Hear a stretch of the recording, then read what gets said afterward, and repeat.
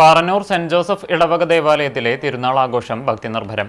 ഇടവക മധ്യസ്ഥനായ വിശുദ്ധ യൗസേ പിതാവിൻ്റെയും വിശുദ്ധ സെബസ്ത്യാനോസിൻ്റെയും സംയുക്ത തിരുനാൾ ശനി ഞായർ ദിവസങ്ങളിലായി ഭക്തിനിർഭരമായ ചടങ്ങുകളോടെയാണ് ആഘോഷിച്ചത്. ശനിയാഴ്ച രാവിലെ പ്രസുദ്ധേന്തി വാഴ്ചയും തുടർന്ന് കുടുംബ കൂട്ടായ്മകളിലേക്കുള്ള അമ്പ്, വള എന്നിവ വെഞ്ചരിപ്പിച്ച് ഭാരവാഹികൾക്ക് കൈമാറുകയുമുണ്ടായി. വൈകിട്ട് ചിറനെല്ലൂർ ദേവാലയത്തിൽ നിന്നും വിശുദ്ധരുടെ രൂപം വഹിച്ചുകൊണ്ടുള്ള പ്രദക്ഷിണം ആരംഭിച്ച് പാറന്നൂർ പള്ളിയിലെത്തി സമാപിച്ചു. രാത്രി 11 മണിക്ക് അമ്പ്, വള എഴുന്നള്ളിപ്പുകൾ ദേവാലയാങ്കണത്തിലെത്തി സമാപിച്ചു. തുടർന്ന് മെഗാ ബാൻഡ് വാദ്യവും വർണ്ണമഴയും അരങ്ങേറി.